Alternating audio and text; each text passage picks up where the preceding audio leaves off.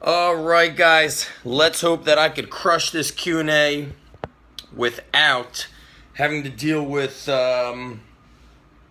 anybody calling and interfering. Let's prop this bad boy up where it belongs. Okay, finishing the Q&A here. We've got a couple of questions, and the beginning, this first one kicks off in a very intense manner. It could be a video, podcast, all on its own. So it's from Lift More, Live More. And whoever that person is, they do pop onto the Instagram a lot and drop a lot of questions. And they simply ask, what is your biggest fear? And that question could go in a million and one directions. Wow.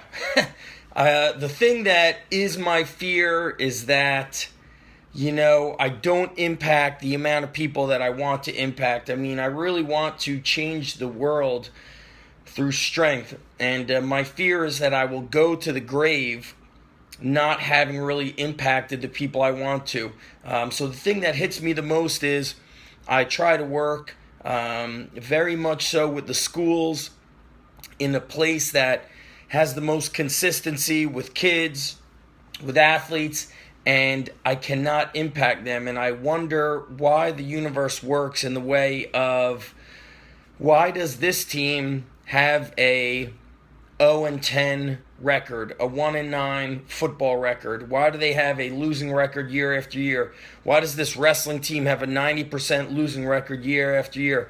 Why does that coach, those coaches, get to work with these kids and quote-unquote impact them, and then those kids don't get a second chance? Let's face it, we don't get to go back to high school and do it again.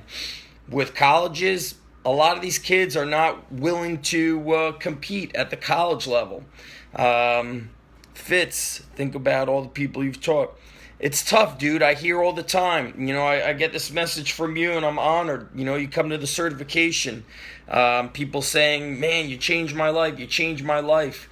But this is also why I'm not doing the certification anymore, because I just want to work with these kids.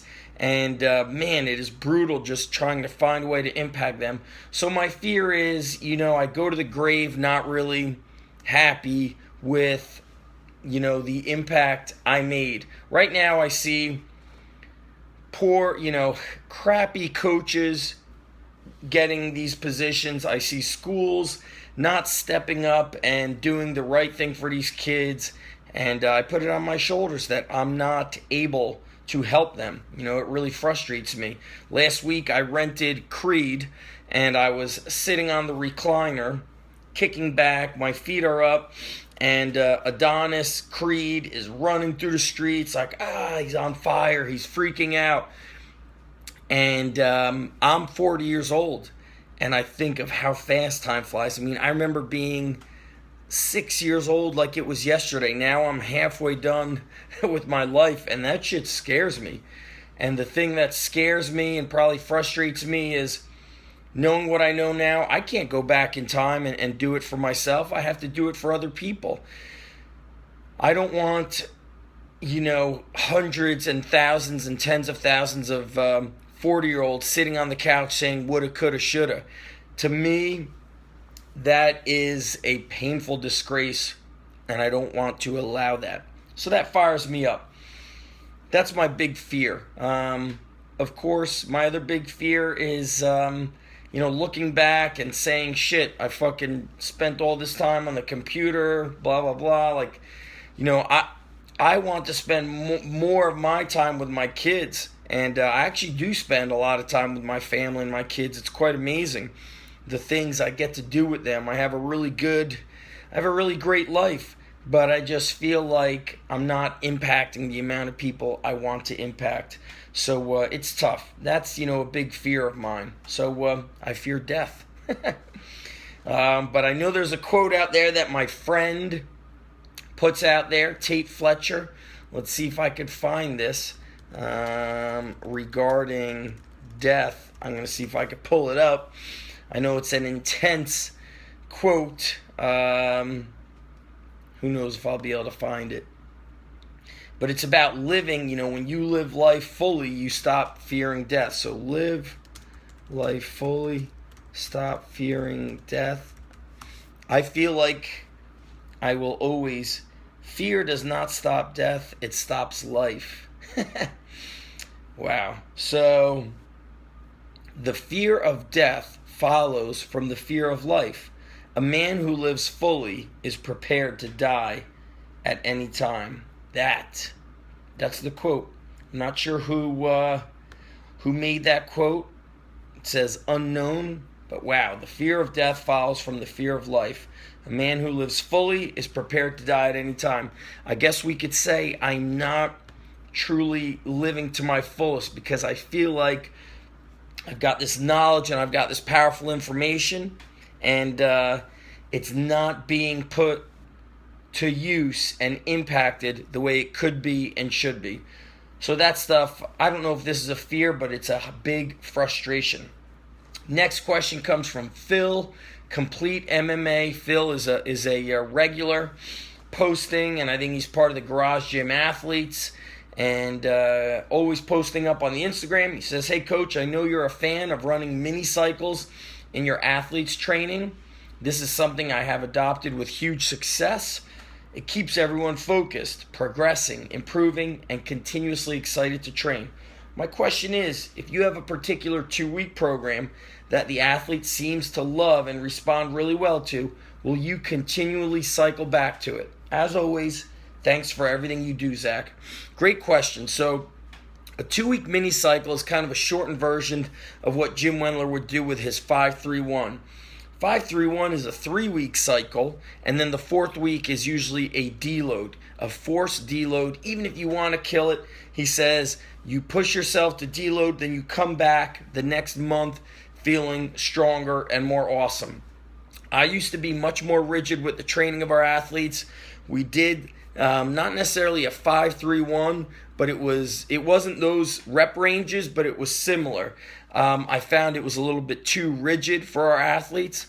I found that some athletes worked extremely hard. They needed that deload in the 4th week, but then we have the other athletes who were not working that hard, kind of coasting. They never should be deloading. So it's a tricky thing being an independent strength coach versus a coach that's inside of a school, a university, because we've got consistency. We've got a better controlled environment. So to answer your question specifically, Phil, yes, if I feel like they're killing the power cleans, they're killing the box squat, the back squat, then I won't change it. I will maybe run it for 4 weeks and vary the rep ranges. Maybe it's going to be like a 5-3-1, and let's say it's a squat.